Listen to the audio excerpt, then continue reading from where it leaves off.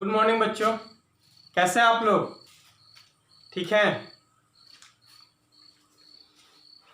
तो last class में हम लोग पढ़े हुए थे गॉस लॉ, जिसका फॉर्मूला हम लोग निकाले थे कि फाइव बराबर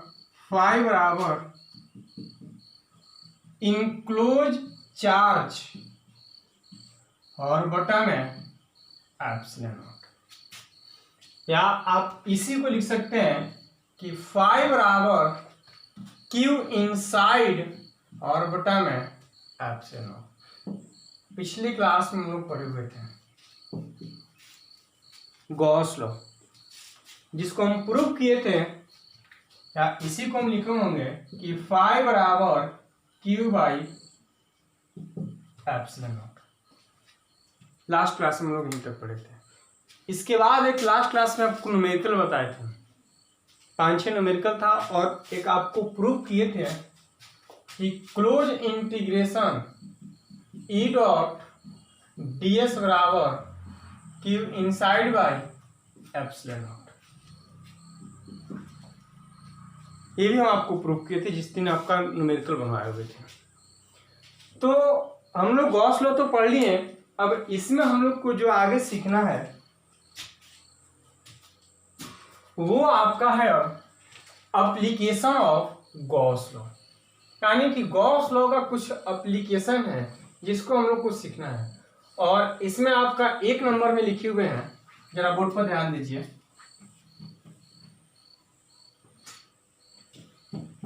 लिखे हुए कि calculation of electric field intensity due to long straight charge conductor. एक लॉन्ग स्ट्रेट चार्ज कंडक्टर के वजह से आपको बताना है कि इलेक्ट्रिक फील्ड इंटेंसिटी का वैल्यू कितना होगा। जरा इसको समझते हैं, बोर्ड पर ध्यान दीजिए। मान लीजिए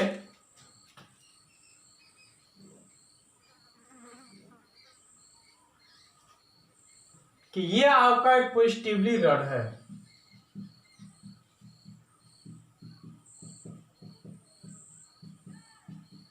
और ये जो आपका रड है, इस रड को आप मान लीजिए इनफाइनाइट, जिसका हम नाम रख देते हैं एक्स वाई। ये आपका एक्स वाई एक इनफाइनाइट रड है, नहीं दिख रहा है?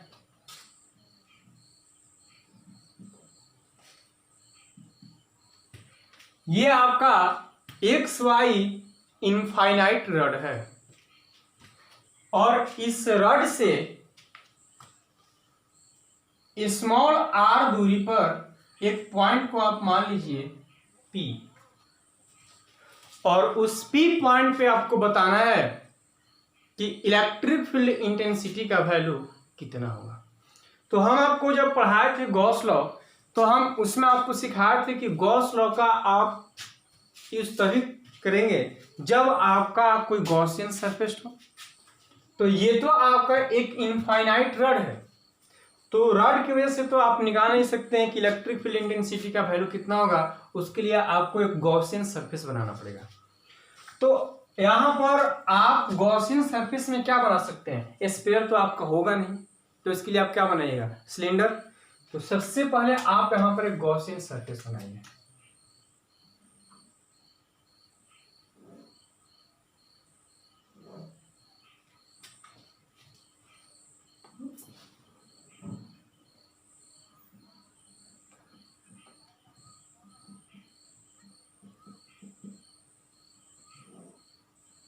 ये मान लीजिए कि आपका कोई गॉसियन सरफेस हो गया,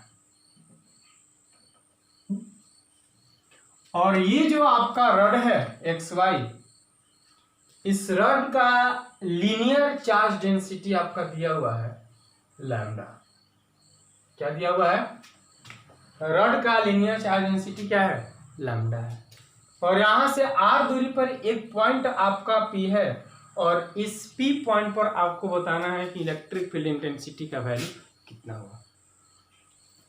तो जैसा आप डायग्राम में देख रहे हैं कि हम लोग यहाँ पर एक सिलेंडर बनाए हुए हैं, और आपको पता होना चाहिए कि सिलेंडर में टोटल कितना सरफेस होता है? 3। एक पूरा इस पार्ट को कवर करता है, और एक नीचे में, और एक कहाँ पर? ऊपर में। जैसा कि आप डायग्राम में देख रहे हैं कि एक पूरा ये पार्ट हो गया, एक ऊपर में और एक कहाँ पर, नीचे में। तो अगर हम पॉइंट पी पे एक एरिया वेक्टर कट करें डी ए, तो ये तो आपका इधर होगा, इसको हम मान लेते हैं डी A1, और ये आपका पॉजिटिव है। पॉजिटिव की वजह से इलेक्ट्रिक फील्ड इंटेंसिटी भी आपका किधर होगा, इधर ही होगा, यानी कि अगर यहां पर आप एरिया वेक्टर कट करिएगा तो ये आपका एरिया वेक्टर होगा, एरिया वेक्टर आपका होगा ऊपर DA2 मान लीजिए, और पॉजिटिव रॉड है तो इलेक्ट्रिक फील्ड इंटेंसिटी तो आपका होगा इधर। अगर आप यहां पर कंसीडर करिएगा तो एरिया वेक्टर आपका होगा नीचे DA3, इसको हम मान लेते हैं, और पॉजिटिव की वजह से इलेक्ट्रिक फील्ड इंटेंसिटी तो आपका होगा इधर। अब इसमें ध्यान दीजिए जरा कि आपका एरिया वेक्टर भी इधर ही, और जो आपका इलेक्ट्रिक फील्ड इंटेंसिटी है वो भी आपका इसी डायरेक्शन में, यानी कि जो दोनों का डायरेक्शन है वो आपका क्या है, सेम है। तो जब दोनों एक दूसरे का पैरेलल है तो इनके बीच का जो आपका एंगल बनेगा वो आपका होगा थीटा बराबर 0 डिग्री।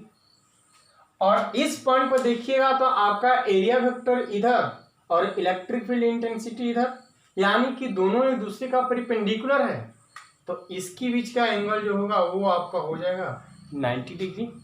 और सेम केस यहाँ पर भी, एरिया वेक्टर आपका नीचे, इलेक्ट्रिक फील्ड इंटेंसिटी आपका इधर, यहाँ पर भी जो आपका एंगल होगा वो आपका हो जाएगा थीटा बराबर 90 डिग्री। और जो आपका लीनियर चार्ज डेंसिटी है उसको मैंने रिप्रेजेंट किए हुए किससे, लैम्डा से। डायग्राम क्लियर है?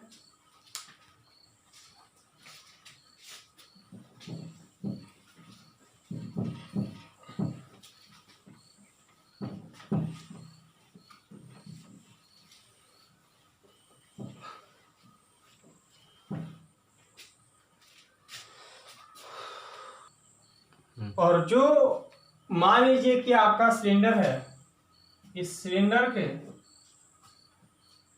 लंबाई को आप मान लीजिए, तो इसे हम जरा लिखते हैं, let us xy is a long straight charged conductor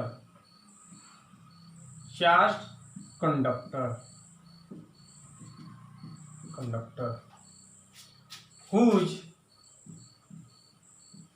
linear charge density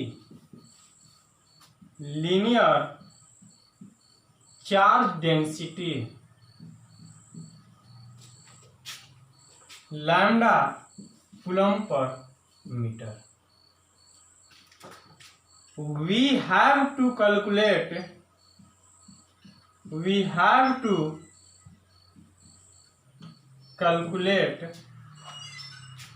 electric field intensity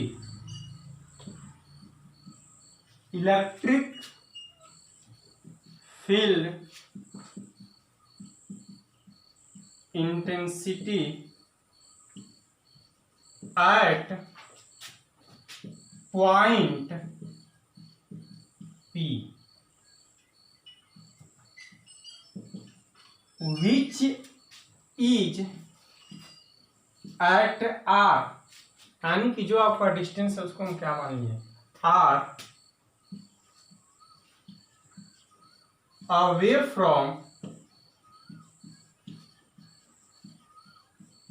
conductor।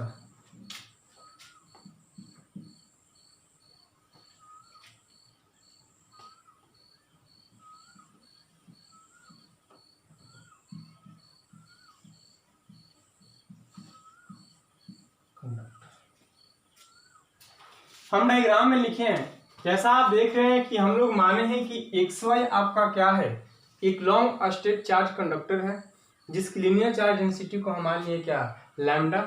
और मान लिए कि यहाँ से जो आपका डिस्टेंस है R है और एक पॉइंट क्या है, P है, और उस पॉइंट P पे आपको इलेक्ट्रिक फील्ड इंटेंसिटी निकालना है। क्लियर? जहां तक लिखे तो उसके बाद हम लिखे हैं फुल स्टॉप, पैराग्राफ चेंज करके लिखिएगा। फुल स्टॉप जहां तक बताया तो उसके बाद full stop, paragraph change. To calculate electric field intensity at point P, यानी कि पॉइंट P पे आपको इलेक्ट्रिक फील्ड इंटेंसिटी निकालना है। We draw a cylindrical Gaussian plane, जिस पॉइंट पर आपको इलेक्ट्रिक फील्ड इंटेंसिटी निकालना होता है वहां से एक गॉसियन प्लेन की कल्पना करते हैं। तो उस गॉसियन प्लेन को हम माने हैं क्या, cylinder. At point P we draw a cylindrical Gaussian plane at point P, उसके नीचे से। नाउ बाय definition of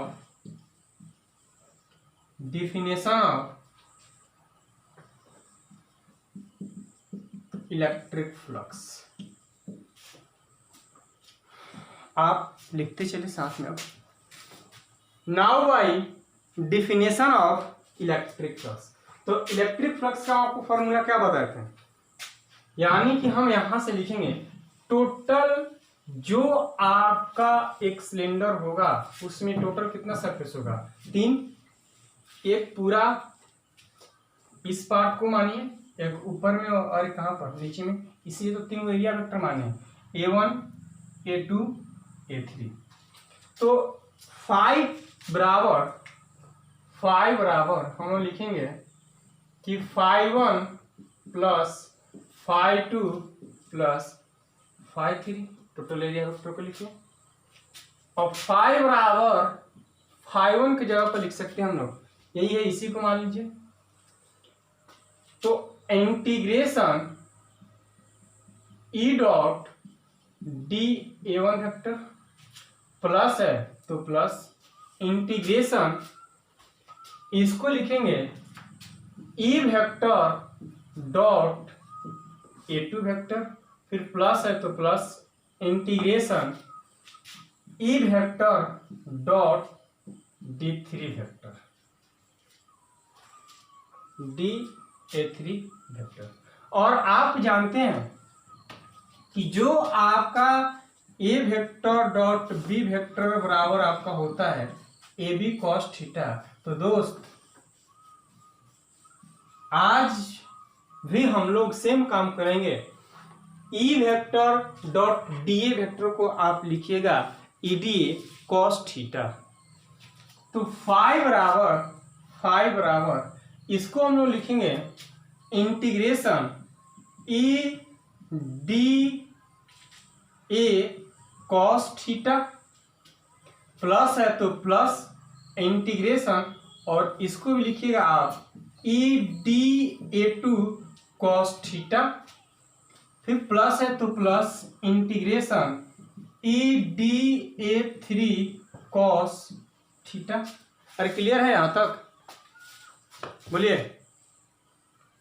कुछ नहीं किए हैं दोस्त, 5 बराबर लिख दिए, 5 टोटल बराबर 5-1 प्लस 5-2 प्लस 5-3।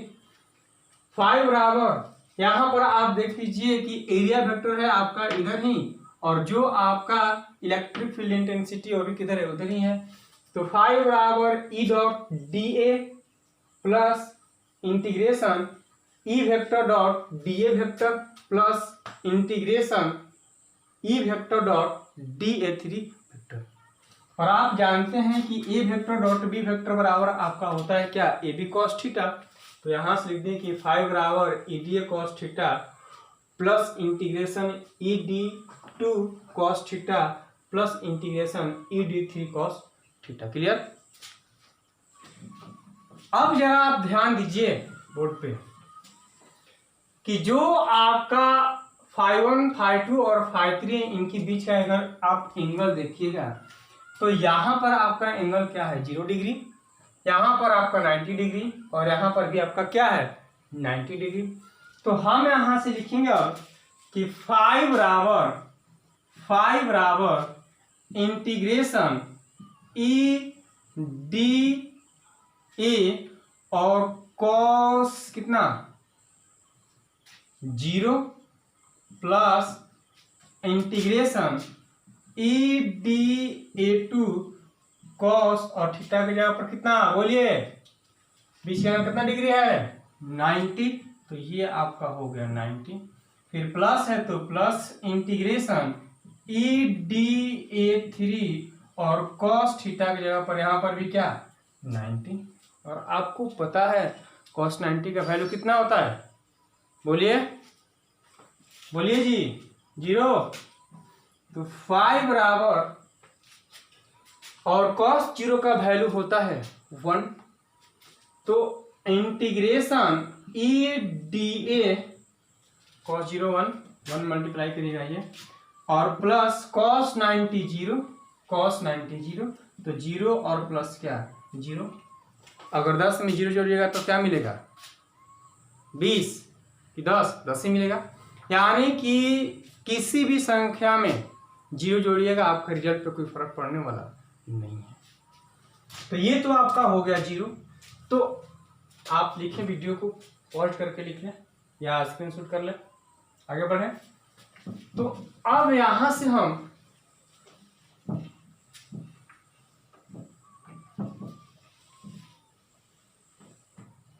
फाइव बराबर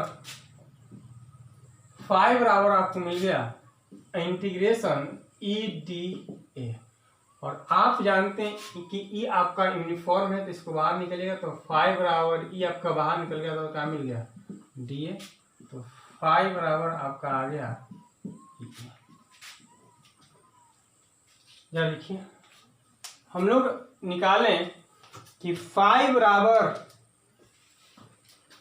निकल के आ गया ई ए, 5 बराबर ई ए लिख लिया यहां तक। उसके नीचे से वी नो डैट, बताइए जो आपका सिलेंडर होता है, सिलेंडर का सरफेस एरिया क्या होता है, बोलिए तो जरा आप लोग क्या होता है जी। We know that total surface area of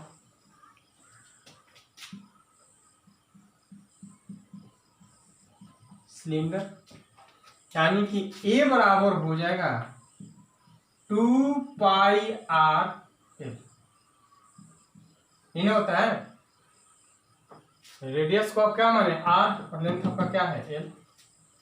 तो we know that total surface area of cylinder A बराबर आप लिख सकते हैं 2 पाई आर एल। इस वैल्यू को यहां पर आप ला के रखिए, तो अगर आप यहां पर रखिएगा तो आपको मिल जाएगा कि 5 बराबर ई और ए की जगह पर आप लिख सकते हैं इंटू कर दीजिए 2 पाई आर ए, और इसको मान लीजिए इक्वेशन फर्स्ट। क्लियर है यहां तक। उसके नीचे एंड बाय गॉस थ्योरम या गॉस लॉ भी बोल सकते हैं। गॉस लॉ क्या होता है, गॉस लॉ कि 5 बराबर इनक्लोज चार्ज और बटा में एप्सिलॉन नॉट। ये ना बताया आपको फॉर्मूला कि 5 बराबर इनक्लोज चार्ज और बटा में एप्सिलॉन नॉट। और इस सिलेंडर का अगर देखिएगा आपका इनक्लोज चार्ज, तो इस लीनियर चार्ज डेंसिटी क्या माने हैं लैम्डा और इसका लेंथ क्या है एल। तो हम इसी को लिख सकते हैं कि लैम्डा एल बाई क्या एप्सिलॉन नॉट, यानी कि फाई बराबर lambda L by epsilon nought, और इसको मान लीजिए इक्वेशन कितना सेकंड। जब दोनों को आप रिलेट करिएगा आप लिखिए, दोनों को रिलेट करिए from equation first and second, from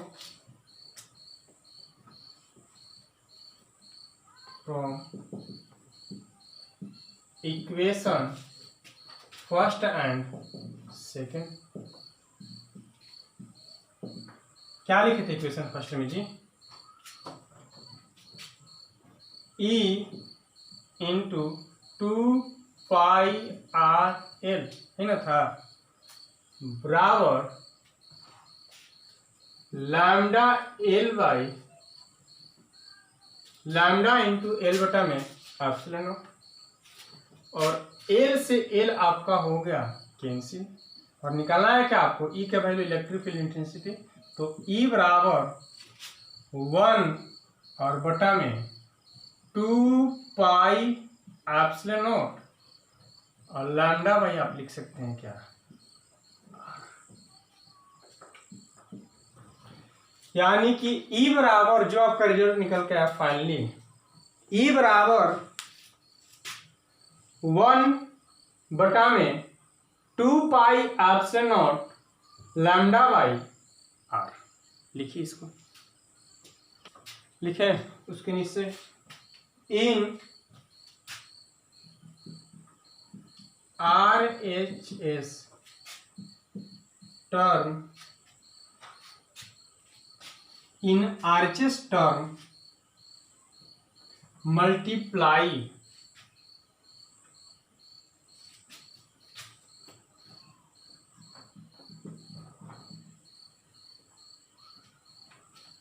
in RHS term multiply by 2।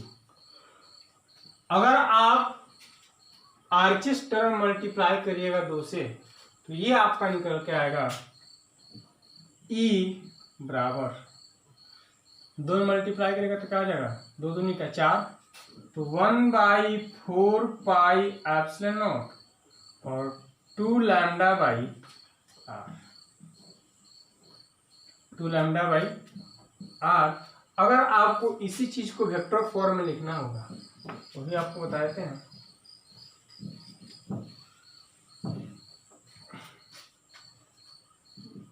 In vector form तो ई वेक्टर बराबर 1/4π एप्सिलॉन नॉट 2 लैम्डा आर, और इनटू आप आर कैप से मल्टीप्लाई कर दीजिए तो ये आपका हो जाएगा वेक्टर फॉर्म। ये आपका एक इम्पोर्टेंट रिजल्ट है, ये आपका पूछा गया 2014 बिहार बोर्ड में 5 नंबर में। तो मेरे ख्याल से आपको कोई दिक्कत नहीं हुआ होगा। नेक्स्ट अगले क्लास में करेंगे।